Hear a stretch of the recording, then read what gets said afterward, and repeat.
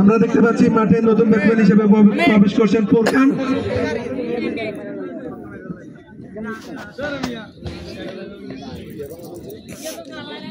Hat trick chance, দেখা যাক। আমরা এর আগেও দেখেছি মেন 7 কিড একাদশের জনি হ্যাট্রিক করেছিলেন, দেখা যাক।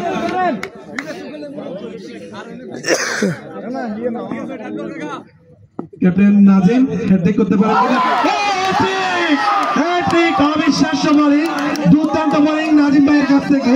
ফাইনালে যেরকম বোলিং করা দরকার নাজিম ভাই সেরকম বোলিং 7 ক্রীড়া একাদশ সমকে ভর্তি আমাদের আজকের খেলা। ফাইনাল খেলা প্রথম 3 বল থেকে 3টি উইকেট শিকার করে নিলেন আজকের মেন 7 ক্রীড়া একাদশের দলীয় ক্যাপ্টেন ফ্যান্টাস্টিক নাজিম, যিনি দলকে বাংলাদেশের অধিনায়ক মাশরাফির মতো লিড দিয়ে যান। ওভারের পরবর্তী বল আম্পায়ার 2 হাত প্রসারিত করে জানিয়ে দিলেন এটি একটি হোয়াইট বল।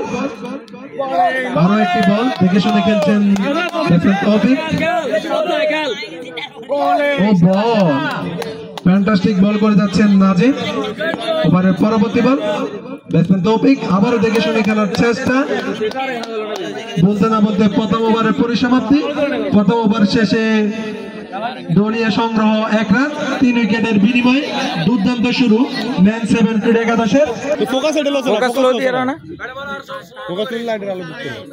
দুঃখিত, প্রথম রাউন্ডে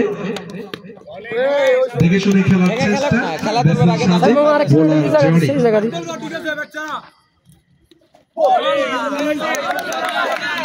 ব্যাটসম্যান একটু ছাপে আছেন যেহেতু ফাইনাল খেলা, এবং তার সাথে দুর্দান্ত ফিল্ডিং পিটার শাহিদের কাছ থেকে। শাহিদ এবং ইমাম দুজনই ভালো ফিল্ডিং করেছেন, ভালো এফোর্ট দিচ্ছেন। সজোরে হাঁকানোর চেষ্টা সাজিদের ব্যাট থেকে, কিন্তু ভালো ফিল্ডিং করে চারের মার। ও মিস ফিল্ডিং, সৌরভ ভালো ফিল্ডিং করে থাকেন।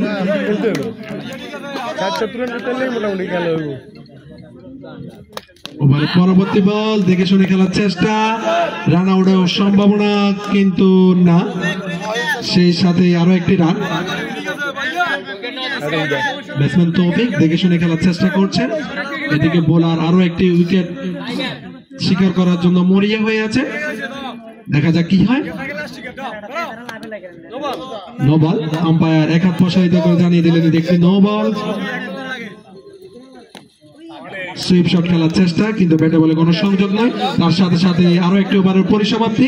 2 ওভার শেষে দলীয় প্রথম ওভার 3টি উইকেটের পতন করেছেন, কিন্তু না। প্রথম বলে একটি চারের মার হাঁকালেন ব্যাটসম্যান সাজিদ। বোলারের প্রতি একটু চড়াও হচ্ছেন। ওভারের পরবর্তী বল একটু দেখে শুনে খেলার চেষ্টা। আরো একটি বল দেখে শুনে খেলার চেষ্টা সাজিদের। ও শট, সুন্দর একটি শট খেললেন সাজিদ। বোলারকে আর কোনোভাবেই সুযোগ দেওয়া যাবে না। ওভারের পরবর্তী বল আরো একটি শট, সুন্দর শট ছিল, কিন্তু ভালো ফিল্ডিং করেছেন আজগর। রান আউট হওয়ার সম্ভাবনা।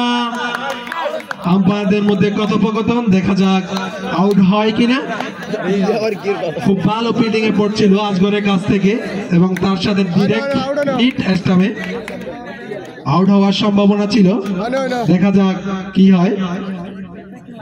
ছন্দে থাকা ব্যাটসম্যান সাজিদ খুব ভালোভাবে বড় বিপর্যয় থেকে সামনের দিকে এগিয়ে নিয়ে যাওয়ার জন্য চেষ্টা করছেন। তার সাথে সঙ্গ দিচ্ছেন তৌফিক, দেখে শুনে খেলার চেষ্টা করছে তৌফিক।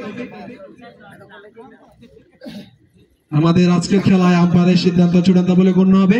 আউট। দুর্দান্ত ফিল্ডিং এ পড়ছিল আজগরের কাছ থেকে, দেখার মতো। মাহিন মাঠে থাকি খেলবো, মাঠে থাকি খেলবো।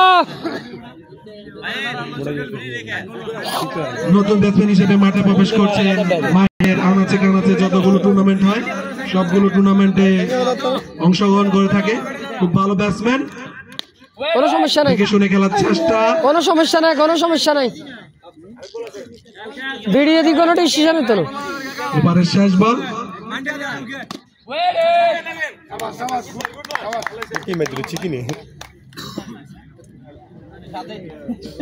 3 ওভার শেষে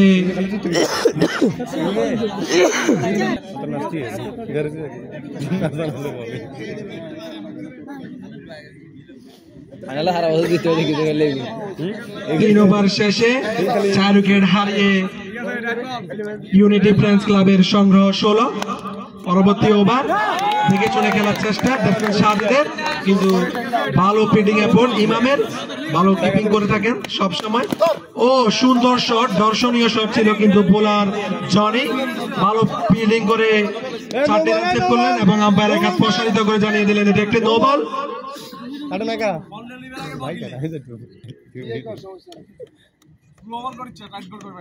সাজিদ খুব ভালো ব্যাটসম্যান, চমৎকার হিটিং রয়েছে তার ব্যাটে। দেখা যাক তিনি তার দলকে এই খাদের কিনারা থেকে কতটুকু এগিয়ে নিয়ে যেতে পারে।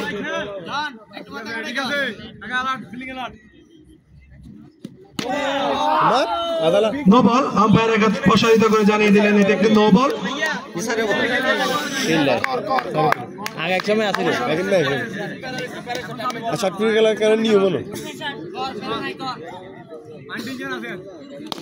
পরবর্তী বল খুব সুন্দর কভার ড্রাইভ ছিল, ফিল্ডার আসগর নাচট বান্দা খুব ভালো ফিল্ডিং করে থাকেন, একটি সুন্দর 4 রান মার সেভ করেছেন ভালো ফিল্ডিং করে। ওভারের পরবর্তী বল দেখে শুনে খেলার চেষ্টা, ব্যাটে বলে সংযোগ নয়, কিন্তু 22 সূত্রে আরো একটি রান। মাহিন বোলার জনি দেখে চলে খেলার চেষ্টা, আউট। আরে ভাই কি খেলো বল। সম্মানিত আহ্বায়ক জনাব ইমরান হোসেন আমাদের আজকের খেলায় উপস্থিত রয়েছেন বারৈয়ারহাট বিশ্ববিদ্যালয় কলেজের আহ্বায়ক জনাব খন্দকার শরীফুল ইসলাম বাদশাহ, আর উপস্থিত আছেন আমাদের আজকের খেলার সম্মানিত সভাপতি বিশিষ্ট ব্যবসায়ী ও রাজনীতিবিদ জনাব আজিজুল হক।